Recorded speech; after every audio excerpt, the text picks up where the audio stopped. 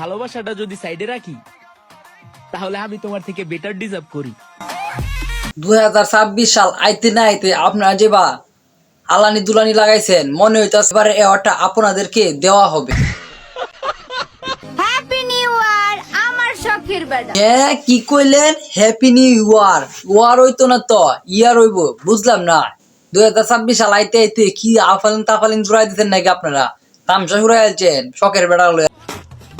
2025 সালে আমাদের ভালোবাসাটা পূর্ণতা মিলল না। 2025 সালে ওই সিনে দিয়ে কি হয়েছে? এবার 2026 সালে পূর্ণতা পাইবে। টপার টপ হয়ে যাবে আর কি, টপার টপ। বুঝেন না? না, অন্যতা কোনো খেলাধুলার কথা কইছি না তো, লুডু ছুডু খেলার কথা কইছি। আপনারা কি অন্যরা তো বুঝেন, তাহলে তো হইতো না।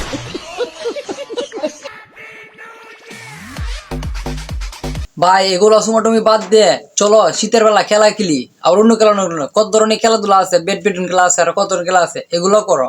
এগুলো থেকে বাদ। 3, 2, 1 হ্যাপি নিউ ইয়ার। ক্যাটাইডা লিপস্টিক আপা নাকি? তুমি এবার বলো ঈদ আসলে বলো আমি বড় হয়ে গেছি, এখন কোনো আনন্দ পাই না। আবার নতুন বছর আসছে, এই জন্য তুমি কক্সবাজারে গেছো হ্যাপি নিউ ইয়ার পালন করার জন্য। মানে বাহ সুধীর ভাই, তোমার একটা বাস দেওয়া দরকার। চায়না থেকে প্লাস্টিকের বাস আমদানি করতে।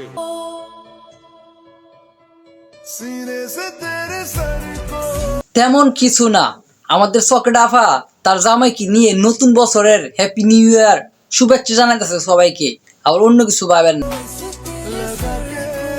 না চকলেট আফা, এটা কিন্তু হইলো না। আপনারা খেলাধুলা কইরে, খাওয়া দাওয়া কইরে, এগুলা কইরে উদযাপন করার দরকার ছিল। এগুলো করার কোনো দরকার ছিল না।